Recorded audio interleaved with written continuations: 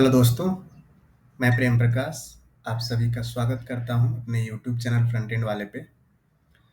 दोस्तों, react JS complete video tutorial Hindi माध्यम का पार्ट 13 कवर करने जा रहा हूं। पार्ट 12 में हम लोग देखे थे, फॉर्म क्रिएट किए थे हम लोग, और कैसे हम लोग रिएक्ट एप्लीकेशन में फॉर्म क्रिएट करते हैं, कैसे हम लोग डिफरेंट HTML इनपुट एलिमेंट्स का यूज करके हम लोग फॉर्म फील्ड क्रिएट करते हैं, बटन में कैसे यूज करते हैं। तो ये सब कॉन्सेप्ट हम लोग देखे थे पार्ट 12 में। हम लोग पार्ट 12 में ये भी देखे थे कि कैसे रैपर कंपोनेंट हम लोग क्रिएट किए थे इनपुट एलिमेंट्स के लिए, बटन्स के लिए, और उसको हम लोग फिर रीयूज किए थे अपने रिएक्ट एप्लीकेशन में। और क्या एडवांटेज होता है रैपर कंपोनेंट बनाने का इनपुट एलिमेंट्स के लिए, बटन के लिए, वो भी मैंने कवर किया था पार्ट 12 में। अभी हम लोग देखते हैं जो पेंडिंग पार्ट है फॉर्म का, वो हम लोग कंप्लीट करते हैं। उसके बाद हम लोग फॉर्म कंप्लीट करने के बाद हम लोग एपीआई इंटीग्रेशन करेंगे, और फिर देखेंगे कैसे हम लोग रिएक्ट एप्लीकेशन से एपीआई को डेटा हम लोग सेंड करते हैं। तो चलिए शुरू करते हैं। तो हम लोग यहीं से शुरू करेंगे पार्ट 12 में, जहाँ पे हम लोग फिनिश किए थे फॉर्म को। वहाँ से जो भी फॉर्म्स में अभी पेंडिंग है वहाँ से शुरू करेंगे। सबसे पहले मैं यहाँ से इसको रिमूव कर देता हूँ, class name form control, class name form control, because हम लोग ऑलरेडी ये क्लास इनपुट कंपोनेंट पे यहाँ पे यूज़ किए हुए हैं। तो ये कॉमन रहेगा, कहीं भी फॉर्म हम लोग अगर यूज करेंगे और उस फॉर्म में कहीं भी इनपुट कंपोनेंट को हम लोग यूज करेंगे तो ये जो है क्लास वो अप्लाई होगा और सबके लिए कॉमन टेम्पलेट यूज होगा। उसके बाद हम लोग चलते हैं अभी, और इनपुट चेंज हैंडलर को हम लोग एक्चुअली इम्प्लीमेंट करते हैं। तो मैं इसको रीनेम कर देता हूँ, स्पेलिंग मिस्टेक जो है उसको सही कर देता हूँ। Input change handler, input change handler जो होगा वो दो इनपुट लेगा, e and then name.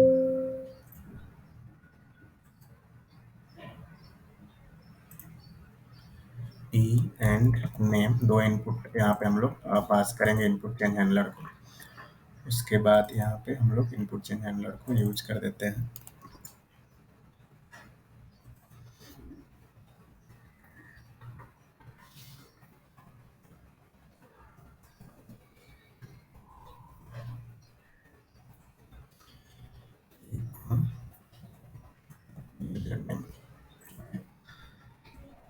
Same हम लोग यूज कर देते हैं पासवर्ड के लिए भी,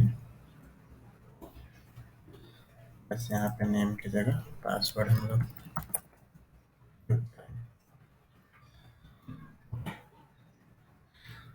मैं यहाँ पे एक इनिशियल डेटा क्रिएट करूँगा जो कि यूज होगा फॉर्म को इनिशियलाइज करने के लिए।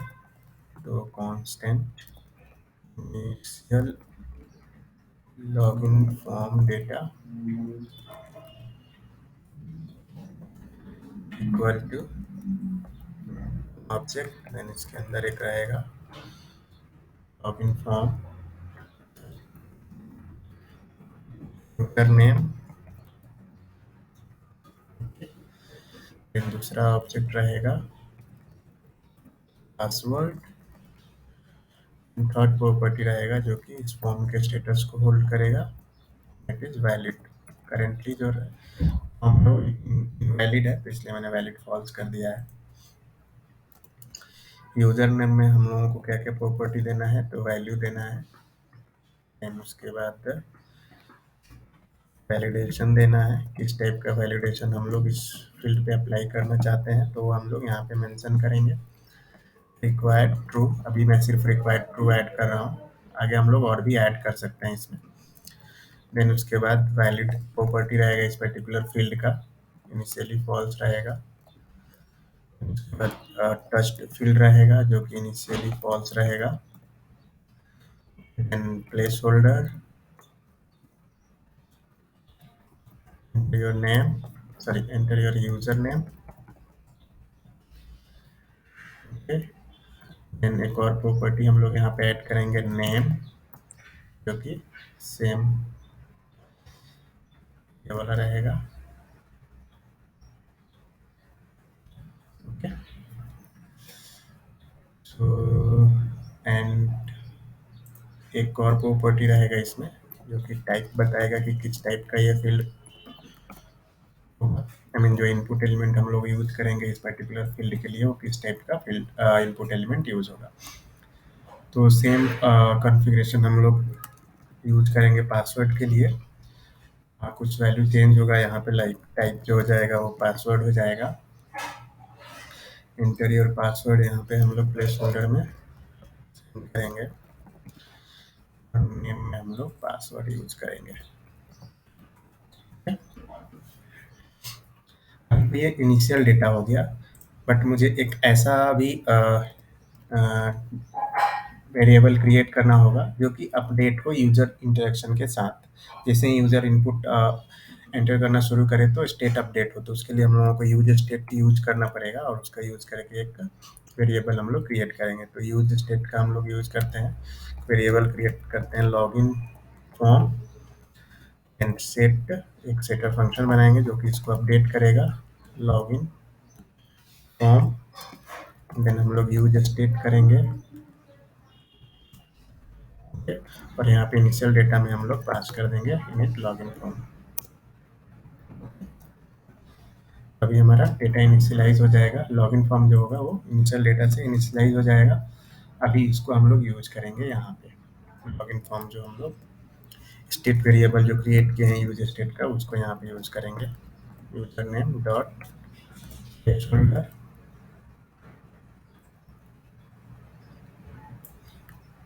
यहाँ पे भी हार्ड कोड ना करके हम लोग यूज करेंगे नेम, टेक्स्ट के जगह हम लोग पास करेंगे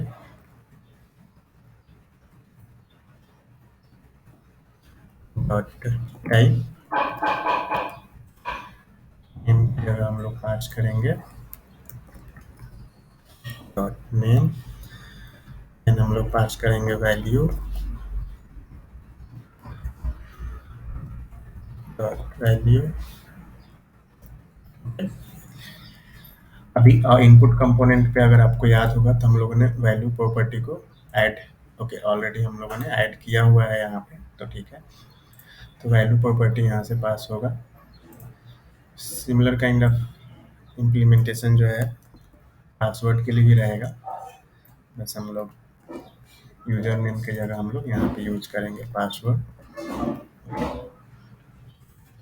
यहाँ से पासवर्ड हम लोग पास कर देंगे।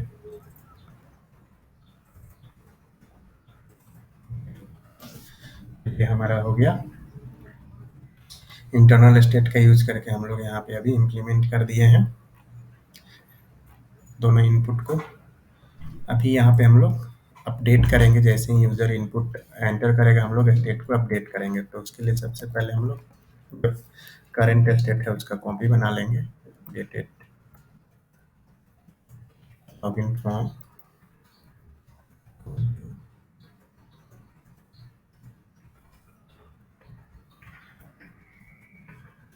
लॉगिन फॉर्म,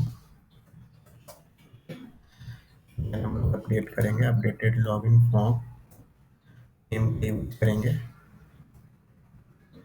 और वैल्यू को अपडेट करेंगे हम लोग dot target dot values, okay. And then हम लोग सेट कर देंगे लॉगिन फॉर्म को लॉगिन फॉर्म से।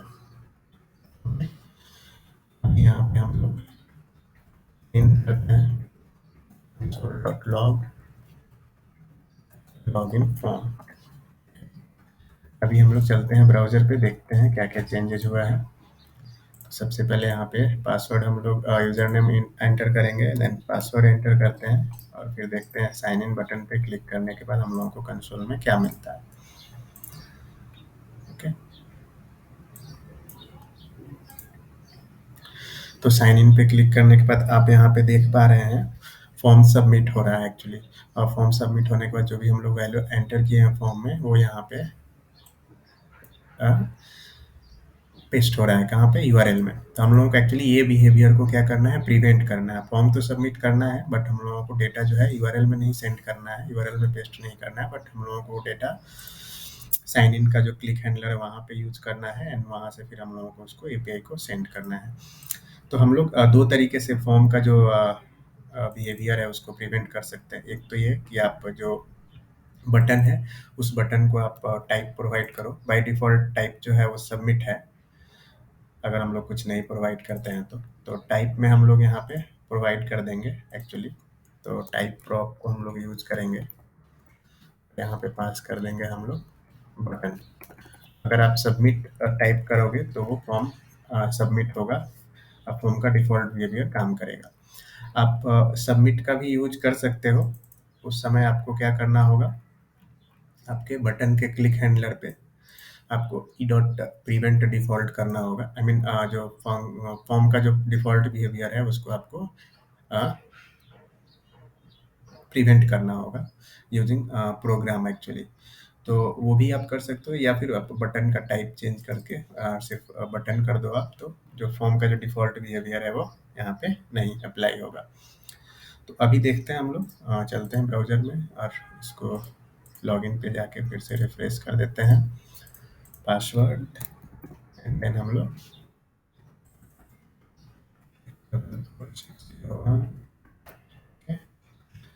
साइन इन करते हैं यहाँ पे। ओके, तो अभी आप देख पा रहे हैं फॉर्म का डिफ़ॉल्ट बिहेवियर अभी नहीं यहाँ पे अप्लाई हो रहा है, और जो हम लोगों का जो साइन इन का जो क्लिक हैंडलर है सिर्फ वही कॉल हो रहा है, और डिफ़ॉल्ट बिहेवियर नहीं कॉल हो रहा है। यहाँ पे आप देख सकते हैं पासवर्ड में जो वैल्यू हम लोगों ने एंटर किया है वो है, और यूज़र नेम में जो हम लोगों ने वैल्यू एंटर किया है वो है। ओके, अब यहाँ पे कुछ प्रॉपर्टी जो है हम लोग अपडेट करेंगे, लाइक ट्रस्ट है, वैलिड है, ये सब अपडेट करेंगे। देखते हैं कौन से सिनेरियो में अपडेट होंगे, बट अभी के लिए हम लोग एज इट इज़ रहने देते हैं। अभी हमारा मेन फोकस था डेटा कलेक्ट करने का, तो डेटा कलेक्ट हो चुका है। अभी इस डेटा को हम लोग क्या करेंगे, यूज़ करेंगे और एक टोकन जनरेट करेंगे हम लोग यहाँ पे साइन इन में। हम लोग एक टोकन जनरेट करेंगे, टोकन इक्वल टू, और यहाँ पे हम लोग यूज करेंगे एक्चुअली B2A जावा स्क्रिप्ट फंक्शन है बेस 64 में कन्वर्ट करने के लिए। तो इसको हम लोग यूज करेंगे और टोकन को हम लोग एनक्रिप्ट करके एंड देन सेंड करेंगे हम लोग एपीआई को। तो B2A यूज कर रहे हैं हम लोग कन्वर्ट करने के लिए बेस 64 में, एंड यहाँ पे हम लोग देन यूज करेंगे यूजर नेम और पासवर्ड को। तो login form dot user name dot value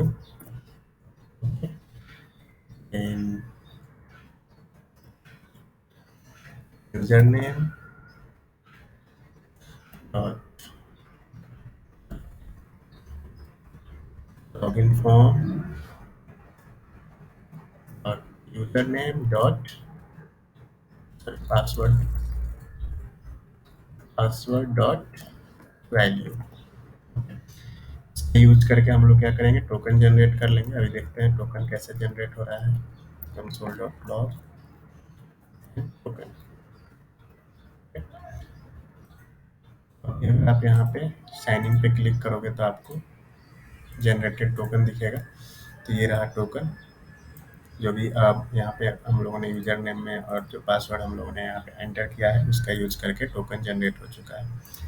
अब टोकन जनरेट होने के बाद हम लोगों को क्या करना है, एपीआई कॉल करना है, एंड एपीआई कॉल करके टोकन हम लोगों को एपीआई को सेंड करेंगे, एंड देन एपीआई उस टोकन को वैलिडेट करेगा whether that user is valid और नॉट। तो एपीआई कॉल करने के लिए सबसे पहले हम लोग क्या करेंगे, एक थर्ड पार्टी लाइब्रेरी यूज करेंगे जिसका नाम है एक्सियस।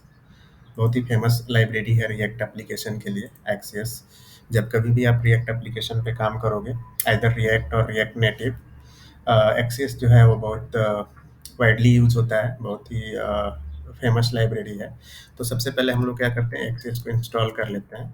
अगर आपको एक्सियस के वेबसाइट पे अभी जाके आप उसके डॉक्यूमेंटेशन को चेक कर सकते हो। हाँ, ये ऑफिशियल नहीं है, ऑफिशियल वेबसाइट ये है। तो यहाँ पे इसका डॉक्यूमेंटेशन है जो कि आप चेक कर सकते हो कैसे इसको यूज करना है, क्या क्या मेथड्स है इस एपीआई के अंदर। वैसे हम लोग देखेंगे, हम लोग अच्छे से एक्सेस का यूज़ करने वाले हैं। एक्सेस कैसे यूज करना है हम लोग एप्लीकेशन में, वो हम सब चीज़ हम लोग देखेंगे, कॉन्फ़िगरेशन वगैरह क्रिएट करेंगे, सब चीज़ देखेंगे। बट अभी स्टार्टिंग के लिए बस ये देखना है हम लोगों को कि एक्सेस को इंस्टॉल करते हैं और एक नॉर्मल एपीआई कॉल हम लोग करेंगे। तो npm इंस्टॉल एक्सेस हम लोग करते हैं। एक बार एक्सेस इंस्टॉल हो जाएगा देन हम लोग एक्सेस को यूज कर सकते हैं। तो अभी आप अगर पैकेज डॉट जेसन में जाओगे तो एक्सेस का एंट्री आप देख सकते हो, यहाँ पे एक्सेस इंस्टॉल हो चुका है। तो अभी हम लोग चलते हैं एक्सेस का यूज करते हैं। तो यहाँ पे एक्सेस को हम लोग क्या करेंगे, इंपोर्ट करेंगे, इंपोर्ट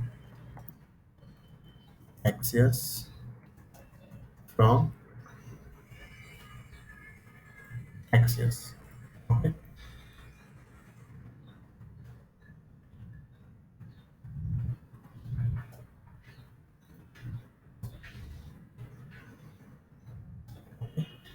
तो अभी एक्सेस का यूज करके हम लोग क्या करेंगे, एपीआई कॉल करेंगे। तो एक्सेस का कैसे हम लोग यूज करते हैं, axios dot post, post call करना है मुझे, जो एपीआई इम्प्लीमेंट किया हुआ है अभी मेरे पास। वो साइन इन के लिए पोस्ट कॉल मैंने इम्प्लीमेंट किया हुआ है, तो यहाँ पे पोस्ट कॉल करेंगे। उसके बाद हम लोग यूआरएल देखेंगे। तो जो अभी यूआरएल जो है एपीआई का, वो लोकल होस्ट पे होस्टेड है। मैं अभी यूआरएल एग्जैक्टली यूआरएल तो याद नहीं है मुझे, तो मैं यूआरएल देख लेता हूँ क्या है। मैंने पोस्टमैन में ऑलरेडी वो यूआरएल यूज किया हुआ है, तो वहाँ से मैं ले लेता हूँ पोस्टमैन से।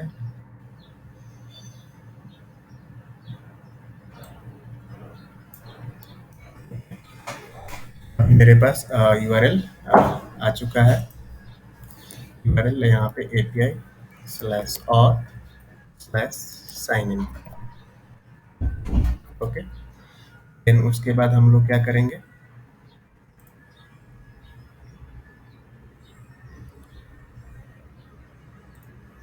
उसके बाद हम लोग यहाँ पे डेटा पास करेंगे। तो डेटा में हम लोग क्या पास कर देंगे, टोकन। ओके, सेव करते हैं, अब देखते हैं क्या होता है। कि इसको मैं क्लोज कर देता हूँ। अभी यहाँ पे हम लोग साइन इन करते हैं। एक्चुअली अगर आपको किसी भी एपीआई कॉल्स को ट्रैक करना है, तो आप यहाँ पे उसका देख सकते हो, सारे जो भी एपीआई कॉल्स होते हैं, जो भी different type of media type, different media type के जो कॉल होते हैं वो यहाँ पे आपको दिख जाएंगे। लाइक XHR कॉल जो रहेगा, फेच रहेगा, वो भी दिखेगा, CSS से रिलेटेड, JS से रिलेटेड, वो सारे कॉल्स यहाँ पे आपको ट्रैकिंग के लिए अवेलेबल रहते हैं। तो अभी हम लोग साइन इन पे क्लिक करते हैं। तो आपको नेटवर्क टैब पे हमेशा जाना रहता है। जब भी आपको एपीआई कॉल्स देखना है कि क्या एपीआई कॉल्स हो रहा है, तो आपको नेटवर्क टैब का यूज करना है, गूगल क्रोम का जो डेवलपर टूल है उसका। अभी साइन इन पे क्लिक करते हैं हम लोग और देखते हैं क्या होता है। तो साइन इन पे क्लिक करने के बाद आप देख रहे हो एपीआई कॉल फेल हो रहा है। ठीक है, एपीआई कॉल फेल हो रहा है। तो यहाँ पे देख रहे हैं हम लोग एपीआई कॉल फेल हो गया है। तो यहाँ पे मैं ये दिखाना चाहता था एक्चुअली। तो एपीआई कॉल इसलिए फेल हो रहा है बिकॉज जो करंट जो एपीआई का जो इम्प्लीमेंटेशन है वो ऐसा है कि जो टोकन जो होना चाहिए वो एज ए पेलोड नहीं जाना चाहिए। आप यहाँ पे अगर कॉल में देखोगे, आप नेटवर्क टैब में अगर जाओगे आप, तो जो टोकन जो है वो एज ए पेलोड जा रहा है। हम लोगों को टोकन जो है वो एज ए पेलोड नहीं सेंड करना है, बट हम लोगों को क्या सेंड करना है, हेडर्स में सेंड करना है, रिक्वेस्ट हेडर में। तो हम लोग उसको रिक्वेस्ट हेडर में सेंड करेंगे। तो यहाँ से अभी डेटा जो है, मुझे कुछ पेलोड नहीं भेजना है इस एपीआई कॉल में, बट मुझे हेडर सेंड करना है। तो हेडर्स में मैं सेंड करूँगा और हेडर्स में एक ऑथराइजेशन ऑब्जेक्ट को, सॉरी, प्रॉपर्टी को मुझे सेंड करना है और यहाँ पे टोकन असाइन कर देंगे। तो इस टाइप का एपीआई का इम्प्लीमेंटेशन है। ये जो एपीआई इम्प्लीमेंटेड है उसका इम्प्लीमेंटेशन इस टाइप का है कि जो टोकन जो होना चाहिए वो हेडर्स के अंदर ऑथराइजेशन की में जाना चाहिए। तो अभी हम लोग इसको सेव करते हैं और देखते हैं अभी कैसे रन होता है एपीआई ये। तो ब्राउज़र पे चलते हैं हम लोग और फिर से हम लोग साइन इन पे क्लिक करते हैं। तो अभी आप देख सकते हैं एपीआई कॉल जो है वो सक्सेसफुली एग्जीक्यूट हुआ है। कोई ओके, इसको मैं रिमूव करता हूँ, अभी कोई एरर नहीं रहेगा। अभी इसको भी मैं क्लियर कर देता हूँ, फिर से साइन इन पे क्लिक करते हैं। तो अभी आप देख सकते हैं कंसोल में भी कोई एरर नहीं है। नेटवर्क टैब में हम लोग देखते हैं, ये जो है वो साइन इन का कॉल है एक्चुअली, जो एक्चुअल कॉल पोस्ट कॉल जो है वो साइन इन का है। उससे पहले जो कॉल जो है वो आप देख सकते हो 204 नो कंटेंट। तो जब भी हम लोग एपीआई कॉल करते हैं तो 2 टाइप का कॉल जाता है, अगर आपने एपीआई में इम्प्लीमेंटेशन किया हुआ तो एक प्री फ्लाइट कॉल होता है, जो कि उस एपीआई से रिलेटेड होता है और उसको कंफर्म करता है कि अभी ये सारे मेथड्स अलाउड हैं, प्री फ्लाइट से रिलेटेड जो भी हैं। उसके बाद जो एक्चुअल जो मेथड हम लोग कॉल करते हैं, like post gate and put जो भी है, डिलीट, जो भी CRUD ऑपरेशन के लिए जो हम लोग एपीआई कॉल करते हैं वो वाला कॉल होता है। तो ये प्री फ्लाइट कॉल है, और उसके बाद जो है वो एक्चुअल पोस्ट कॉल है। अब इसमें आप देख सकते हो कि पेलोड से रिलेटेड कोई टैब नहीं है, बिकॉज हम लोग अभी पेलोड में कोई भी डेटा सेंड नहीं कर रहे हैं, तो इसलिए पेलोड में कुछ भी नहीं है। यहाँ पे रिक्वेस्ट हेडर में आपको ऑथराइजेशन में आपको आपका दिख जाएगा, जो हम लोग जो कि हम लोग सेंड किए हैं, रिक्वेस्ट हेडर ऑथराइजेशन। ओके, तो यहाँ पे आप देख पा रहे हैं रिक्वेस्ट हेडर में ऑथराइजेशन में हम लोग जो की सेंड किए हैं वो यहाँ पे है। तो ये रिक्वेस्ट हेडर में जाएगा इंस्टेड ऑफ पेलोड में। तो ये हो गया। उसके बाद हम लोग देखते हैं रिस्पॉन्स क्या आया है एपीआई से। तो एपीआई से रिस्पॉन्स देखिए क्या आया। Please enter correct user name and password, success false. API तो एग्जीक्यूट हुआ है सक्सेसफुली, बट जो हम लोग क्रेडेंशियल जो यूज कर रहे हैं वो सही नहीं है, करेक्ट नहीं है। तो अभी नेक्स्ट हम लोगों को क्या करना है, नेक्स्ट हम लोगों को ये इम्प्लीमेंट करना है कि जब ये एपीआई कॉल हो तो सबसे पहले तो एक हम लोगों को लोडर डिस्प्ले करना है, लोडिंग आइकन, मतलब कि ये यूजर को ये पता होना चाहिए कि एपीआई कॉल हमारा हो रहा है, एपीआई कॉल स्टार्ट हो चुका है। और जब एपीआई कॉल का रिस्पॉन्स आ जाए तो लोडर जो होना चाहिए वो क्लोज हो जाना चाहिए, सो दैट कि यूजर को पता चले कि एपीआई कॉल अभी क्लोज हो चुका है, एपीआई कॉल कंप्लीट हो चुका है। एंड देन जो रिस्पॉन्स है उसको हम लोगों को यूजर को इन्फॉर्म करना है। अगर लाइक यहाँ पे मैसेज आ रहा है please enter correct user name and password, तो हम लोगों को यूजर को ये मैसेज जो है वो डिस्प्ले करना है, दिखाना है, सो दैट कि यूजर को पता चले कि क्या हो रहा है, एपीआई का क्या रिस्पॉन्स आ रहा है। तो चलिए नेक्स्ट हम लोग कवर करते हैं लोडर। लोडर सबसे पहले हम लोग एक लोडर बनाएंगे अपने एप्लीकेशन में, एंड देन उसके बाद हम लोग ये भी देखेंगे कैसे मैसेज को हम लोगों को डिस्प्ले करना है।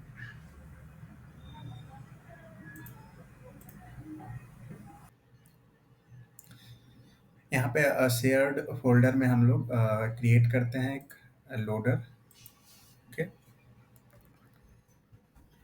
लोडर फोल्डर रहेगा, देन वहाँ पे हम लोग क्रिएट करेंगे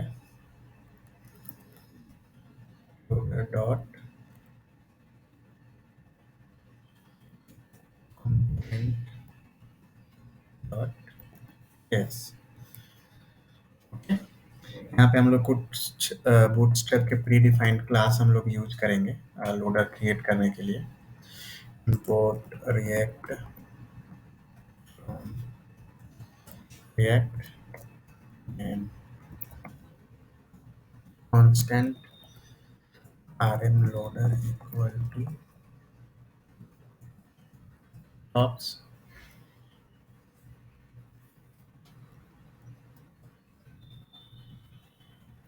put default rm loader। देखते हैं rm loader के अंदर हम लोगों को क्या कोड लिखना है। तो रिटर्न यहाँ पे देखेंगे, लोडर जो रहेगा वो as a modal window open होगा। तो हम लोगों को एक मॉडल क्रिएट करना होगा, जो लोडर होगा एज ए मॉडल क्रिएट होगा एज ए पॉपअप। तो हम लोग एक मॉडल क्रिएट करेंगे। तो इसका आईडी दे देता हूँ मैं, माई मॉडल। ओके, देन इसको क्लास असाइन कर देते हैं, बिकॉज वो CSS हम लोग अप्लाई करेंगे। तो एक क्लास असाइन कर देता हूँ मैं, RM model, RM model. Okay, फिर हम लोग क्रिएट करेंगे मॉडल का बॉडी, इसको क्लास नेम हम लोग दे देते हैं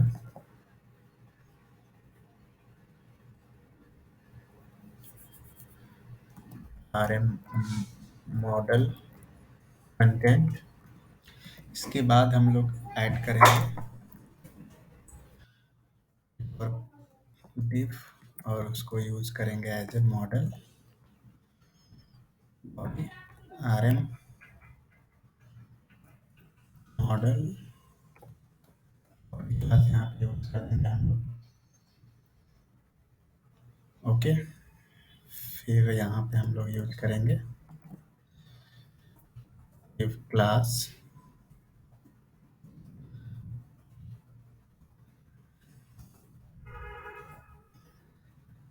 RM loader कंटेनर।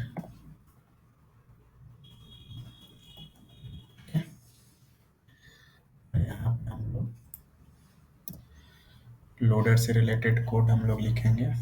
तो एक्चुअली मैं बूटस्ट्रैप से रिलेटेड ही एक लोडर यूज करने वाला हूँ, तो बूटस्ट्रैप का ही वो लोडर रहेगा एक्चुअली।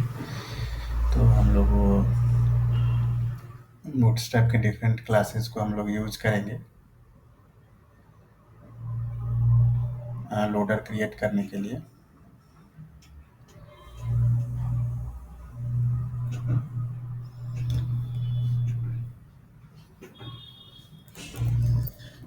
div देन इसमें क्लास हम लोग असाइन कर देंगे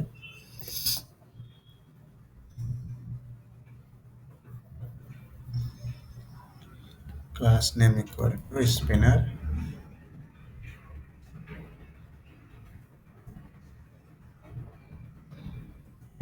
क्लास यूज करेंगे बूटस्ट्रैप का ही टेक्स्ट प्राइमरी।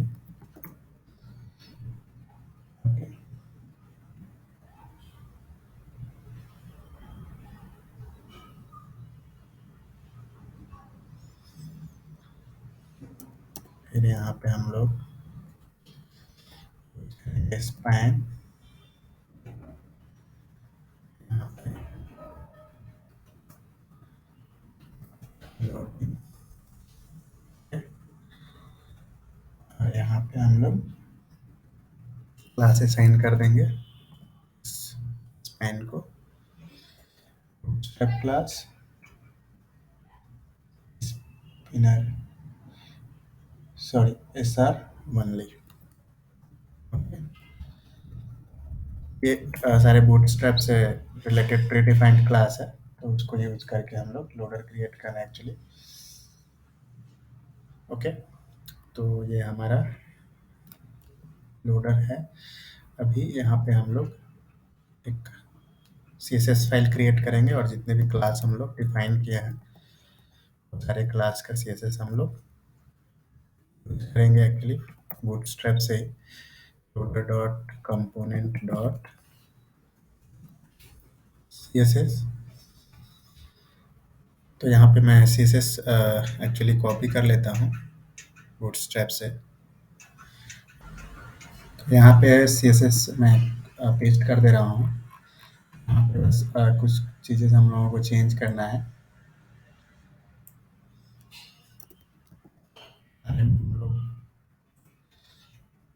मॉडल दिए हैं, देन RM मॉडल कंटेंट हम लोग नाम दिए हुए हैं।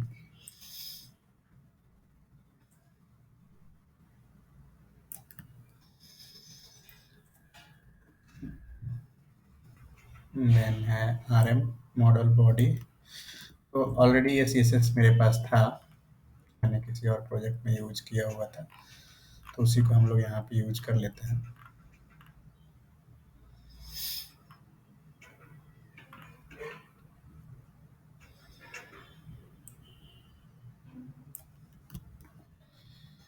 बॉडी हो गया, देन फुटर वगैरह तो अभी हम लोग क्रिएट नहीं किए हैं, तो ये हम लोग करेंगे फुटर क्रिएट। अभी जस्ट CSS कर देता हूँ। फुटर का वैसे का लोडर है, तो लोडर में हम लोगों को फुटर का जरूरत नहीं रहेगा, तो यहाँ से रिमूव कर देता हूँ। अभी जरूरत नहीं है, तो इसको भी रिमूव कर देता हूँ। यहाँ पे CSS देख लेते हैं हम लोग। तो सबसे पहले जो मॉडल वाला जो डिव है उस पे ये CSS अप्लाई होगा, जिसको कि हम लोग डिस्प्ले ब्लॉक सेट कर रहे हैं, पोजीशन फिक्स्ड कर रहे हैं, बिकॉज हम लोगों को एज ए पॉपअप चाहिए वो लोडर। जेड इंडेक्स सेट कर रहे हैं, पैडिंग वगैरह थोड़ा बहुत सेट किए हैं, फिर left top 0, width 100%, height 100%, overflow auto and background colour. उसके बाद जो मॉडल कंटेंट वाला जो डिव है उसका पोजीशन रिलेटिव रहेगा, बिकॉज उसके जो पेरेंट जो है वो फिक्स्ड है, तो इसलिए हम लोग उसके बाद वाले को रिलेटिव रखे हैं, सो दैट कि वो फिक्स्ड वाले के रिलेटिव में डिस्प्ले हो। फिर बैकग्राउंड कलर सेट कर रहे हैं, मार्जिन ऑटो, पैडिंग 0। सेव करते हैं इस फाइल को, और फिर उसके बाद इस फाइल को यूज करते हैं यहाँ पे लोडर कंपोनेंट में। import loader dot component css, यहाँ पे इसको हम लोग import कर दिए। देखते हैं लोडर कंपोनेंट को हम लोग यूज करते हैं कहाँ पे, लोडर कंपोनेंट। अभी हम लोग यहाँ पे जस्ट इसको यूज कर देंगे, देखते हैं क्या होता है।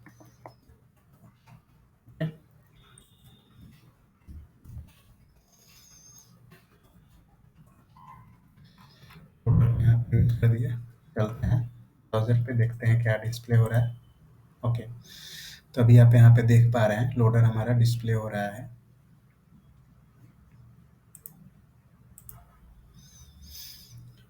लोडिंग भी आ रहा है, सब कुछ परफेक्ट डिस्प्ले हो रहा है, तो लोडर हमारा बन चुका है।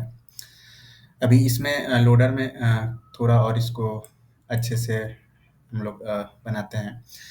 ऑलरेडी मेरे पास एक लोडर का मैंने ऑलरेडी एक प्रोजेक्ट में यूज किया हुआ है, तो थोड़ा इसको और हम लोग लोडर कंपोनेंट जो है, ये लोडर कंटेंट जो है, यहाँ पे हम लोग और भी क्लासेस यूज कर लेते हैं। एग्जैक्ट क्लासेस मुझे भी याद नहीं है, तो मैं एक्चुअली कॉपी ही करने वाला हूँ।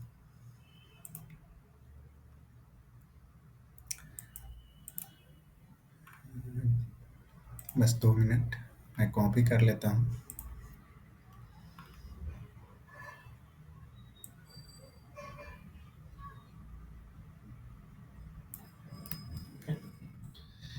यहाँ पे मैं पेस्ट कर रहा हूँ, देख लेते हैं क्या क्या है। तो इसमें और कुछ नहीं, बस अलग अलग क्लासेज हैं, आप देख रहे हैं। एक नॉर्मल स्पिनर है, स्पिनर ग्रो है, then spinner grow text success है, टेक्स्ट सेकेंडरी है, टेंजर है। अलग अलग टाइप का स्पिनर हम लोगों को डिस्प्ले होगा लोडर में। तो ये सब एक्चुअली बूटस्ट्रैप क्लासेज ही हैं, और कुछ इसके लिए मैंने कोई सीएसएस वगैरह नहीं लिखा है। तो ये रोल स्टेटस ऐड किया हुआ एट्रीब्यूट, इसको यहाँ भी हम लोग ऐड कर देते हैं। बूटस्ट्रैप से रिलेटेड ही सारे क्लास सीएसएस क्लासेस मैंने यूज किया हुआ है अपने से। मैंने अभी यहाँ पे कुछ लोडर वगैरह ऐसा कुछ नहीं क्रिएट किया है। तो अभी आप देख पा रहे हैं यहाँ पे हमारा इस तरह से लोडर डिस्प्ले हो रहा है। ठीक है, अभी ये लोडिंग जो हम लोग लिखे हुए हैं, ये सभी जगह लिखने का ज़रूरत नहीं है, इसको यहाँ से रिमूव कर देता हूँ मैं।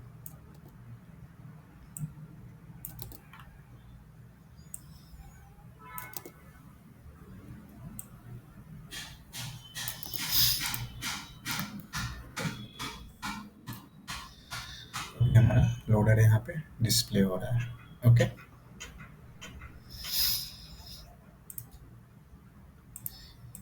ये वाला टेक्स्ट भी रिमूव कर दे रहा हूँ, ऑलरेडी स्पिनर दिख ही रहा है हम लोगों को, तो लोडिंग टेक्स्ट का ज़रूरत नहीं है। लॉगिन कंपोनेंट में चलते हैं।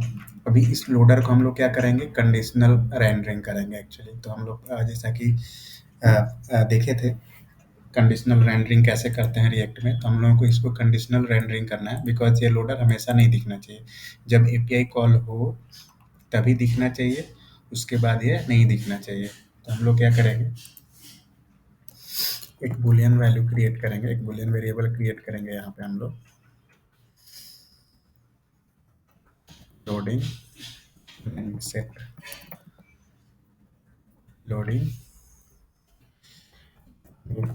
यूज स्टेट को यूज करेंगे, इसको फॉल्स वैल्यू हम लोग सेंड करेंगे। उसके बाद भी हम लोग इस लोडिंग वेरिएबल को, बूलियन वेरिएबल को यहाँ पे हम लोग यूज करेंगे। और जो लोडर है उसको कंडीशनली हम लोग रेंडर करेंगे। अगर लोडिंग ट्रू है तभी लोडर दिखना चाहिए, नहीं तो नहीं दिखना चाहिए। तो अभी आप अगर देखोगे तो लोडर हमें नहीं दिखेगा, बिकॉज अभी हम लोगों ने उसको लोडर को कंडीशनली रेंडर करने के लिए हम लोगों ने कंडीशनली रेंडर करने के लिए कोड लिख दिया है। अभी हम लोग चलते हैं और जब कभी जैसे ही एपीआई कॉल होगा वैसे ही हम लोग क्या करेंगे, इस लोडिंग को हम लोग क्या करेंगे, सेट करेंगे ट्रू। तो जैसे ही साइन इन बटन पे क्लिक होगा हम लोग क्या करेंगे, सेट लोडिंग को करेंगे ट्रू। ओके, देखते हैं हम लोग। ओके, ओके, तो लोडर तो दिख रहा है हम लोगों का, जैसे ही एपीआई कॉल हम लोगों ने किया लोडर दिख रहा है, बट लोडर ये हाइड नहीं हुआ। लोडर क्या होना चाहिए, हाइड होना चाहिए, बिकॉज एक बार एपीआई कॉल एक बार कंप्लीट हो जाता है तो उसके बाद हम लोगों को लोडर को क्या करना रहता है, हाइड करना रहता है। तो देखते हैं हम लोग जब एपीआई कॉल हो रहा कंप्लीट हो रहा है तो उसके बाद लोडर हमारा हाइड हो रहा है कि नहीं हो रहा है। तभी आप देख रहे हैं एपीआई कॉल कंप्लीट हो चुका है, यहाँ से रिस्पॉन्स आ चुका है, बट हमारा लोडर अभी तक दिख ही रहा है। इसका एक रीज़न ये है कि हम लोगों ने कहीं पे भी लोडर को ट्रू तो सेट कर दिया, बट एपीआई कंप्लीट होने के बाद हम लोगों ने लोडर को कहीं पे फॉल्स नहीं किया। तो हम लोग क्या करेंगे, लोडर को यहाँ पे फॉल्स कर देंगे। देखते हैं क्या होता है, रिफ्रेश करते हैं।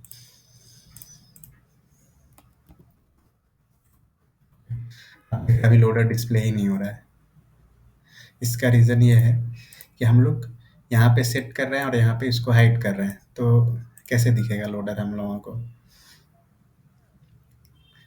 तो एक्चुअली क्या होगा, जो एक्सियस जो डॉट पोस्ट जो हम लोग कॉल कर रहे हैं वो कॉल क्या है, असिंक्रोनस कॉल है। मतलब कि जावास्क्रिप्ट इस कॉल को कर देगा और जावास्क्रिप्ट इस कॉल को स्टार्ट करने के बाद इमीडिएटली इस लाइन को भी एग्जीक्यूट कर देगा। तो इसलिए हम लोगों को लोडर दिखेगा नहीं। ट्रू तो हो रहा होगा बट इमीडिएटली फॉल्स भी सेट हो रहा है, इसलिए हम लोगों को लोडर दिखेगा ही नहीं। तो हम लोगों को क्या करना होगा, इस जो असिंक्रोनस कॉल है एपीआई का, इसको हम लोगों को क्या करना होगा, हैंडल करना होगा। तो सबसे पहले हम लोग क्या करेंगे, इसका अलग तरीका है प्रॉमिस को हैंडल करने का। सिंस ये असिंक्रोनस है तो आप तो एक प्रॉमिस का यूज कर सकते हो, डॉट देन डॉट कैच, उसका यूज करके भी कर सकते हो, या दूसरा तरीका है असिंक अवेट का यूज करके भी आप कर सकते हो। तो दोनों तरीका हम लोग देखते हैं। तो सबसे पहले हम लोग ये वाला देखते हैं तरीका, डॉट इन। हम लोगों को रिस्पॉन्स मिलेगा और यहाँ पे हम लोग क्या करेंगे, यहाँ पे हम लोग सेट कर देंगे लोडिंग फॉल्स। यहाँ पे रिस्पॉन्स भी हम लोग देख लेते हैं कि रिस्पॉन्स में हम लोगों को क्या मिल रहा है, console.log response.data। सो एक्सेस जब भी हम लोग कॉल करते हैं तो एपीआई से जो भी इंफॉर्मेशन हम लोगों को मिलता है वो रिस्पॉन्स डॉट डेटा में मिलता है। रिस्पॉन्स में सारे इंफॉर्मेशन रहेंगे, ये जो रहेगा वो एपीआई स्पेशली जो सेंड कर रहा होगा वो पर्टिकुलर एपीआई वो डेटा के अंदर रहेगा। अभी देखते हैं हम लोग, यहाँ पे मैं डेवलपर टूल ओपन करके रखता हूँ। ओके, और अभी हम लोग करते हैं साइन इन। तो अभी आपने देखा लोडर डिस्प्ले हुआ, बट बहुत ही कम टाइम के लिए हुआ, बिकॉज जो एपीआई का जो रिस्पॉन्स है वो बहुत ही कम है। तुरंत ही हम लोगों को रिस्पॉन्स मिल गया एपीआई से, इसलिए हम लोगों को लोडर ज़्यादा देर तक नहीं दिखा। अभी यहाँ पे कंसोल में आप देख सकते हैं रिस्पॉन्स डॉट डेटा क्या डिस्प्ले हुआ है। तो message please enter correct user name and password and success में फॉल्स हुआ है। तो अभी यहाँ पे लोडर तो दिख रहा है बट इमीडिएटली हाइड हो रहा है बिकॉज एपीआई का जो रिस्पॉन्स है बहुत कम टाइम में अपने को मिल रहा है। तो इस तरह से हम लोग लोडर को क्या कर सकते हैं, हाइड कर सकते हैं या फिर शो कर सकते हैं। यहाँ पे हम लोग दूसरा तरीका देख लेते हैं। दूसरा तरीका क्या है इस सिंक्रोनस कॉल को हैंडल करने का? दूसरा तरीका ये है कि आप असिंक अवेट यूज कर सकते हो। ओके, तो आपको जिस फंक्शन के अंदर अवेट कीवर्ड यूज करना है उस फंक्शन को आपको सबसे पहले असिंक एज असिंक डिफाइन करना होगा, देन आप यूज कर सकते हो। तो constant response equal to await and then अब अगर आप यहाँ पे सेट करोगे तो ये परफेक्टली काम करेगा। यहाँ पे हम लोग console dot log response dot data कर देते हैं। अभी ये बिल्कुल जैसा हम लोग ने डॉट देन में किया था वैसा ही बिल्कुल ये काम करेगा।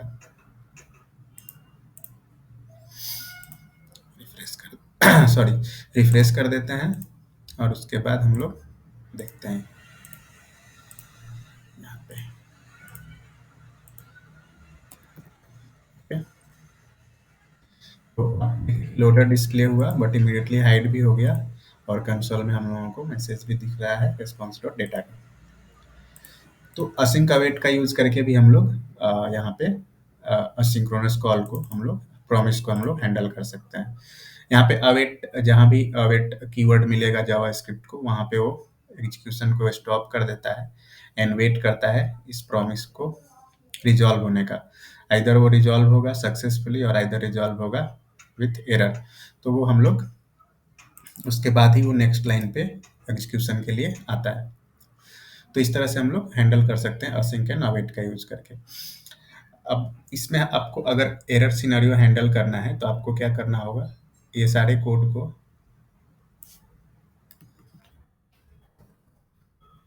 आई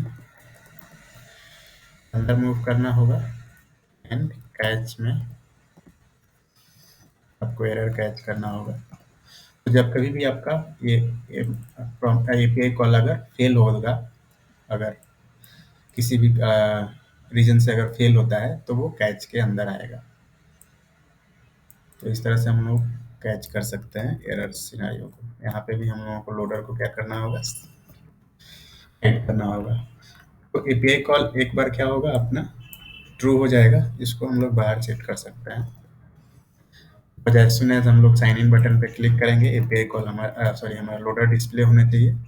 और लोडर डिस्प्ले होने के बाद क्या होना चाहिए, एपीआई कॉल होना चाहिए। और एपीआई कॉल क्या होगा, आइदर सक्सेसफुली रिजॉल्व होगा या फिर एरर के साथ रिजॉल्व होगा। सक्सेसफुली रिजॉल्व होगा तो यहाँ तक एग्जीक्यूट होगा, ये वाला लाइन्स भी एग्जीक्यूट होगा 53 एंड 54।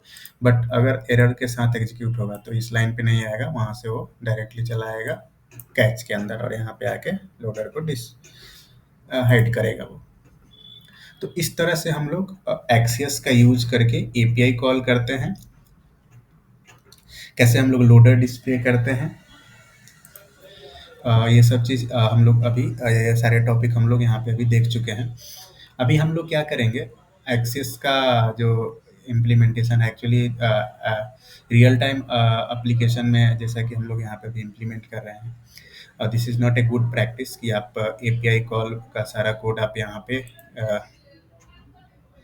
इम्प्लीमेंट करो कंपोनेंट के अंदर। हम लोग क्या करेंगे, सर्विस क्रिएट करेंगे, सर्विस में एपीआई का कॉल रहेगा और सर्विस को यहाँ पे कॉल करेंगे। उसके बाद जो लोडर जो है, अभी के लिए तो ठीक है लोडर हम लोग यहीं पे रखेंगे, ओके। बट हम लोग जब रिएक्ट रिडक्स का इम्प्लीमेंटेशन करेंगे तो हम लोग लोडर भी सिर्फ एक कंपोनेंट में यूज करेंगे, that is app dot JS component. और वहीं से हैंडल होगा लोडर। जब कभी भी हमारे एपीआई हमारे एप्लीकेशन में एपीआई कॉल होगा तो लोडर डिस्प्ले होगा, लोडर दिखेगा और जैसे ही एपीआई कॉल कंप्लीट हो जाएगा तो लोडर हाइड हो जाएगा।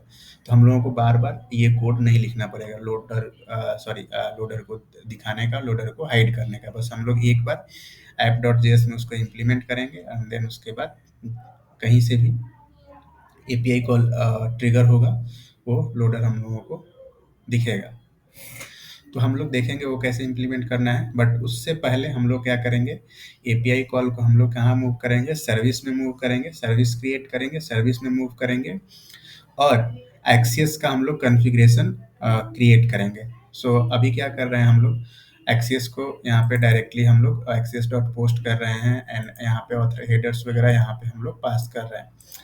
बट हम लोग क्या करेंगे, हो सकता है कि आपको अलग-अलग एपीआई कॉल के लिए अलग-अलग इन्फॉर्मेशन पास करना हो, कॉमन इन्फॉर्मेशन लाइक एक बार आप लॉगिन कर लीजिएगा, तो लॉगिन करने के बाद हो सकता है आपको बार-बार एपीआई कॉल करना हो डेटा लाने के लिए या डेटा सेव करने के लिए। और हर एक एपीआई का जो कॉल होगा वो ऑथेंटिकेटेड होगा। इट मीन्स कि आपको कुछ टोकन पास करना होगा, ऑथराइज्ड टोकन जो कि आप लॉगिन के टाइम पे आपको मिलेगा। वो टोकन आप पास करोगे तभी आपको आपका एपीआई कॉल सक्सेसफुली वर्क करेगा।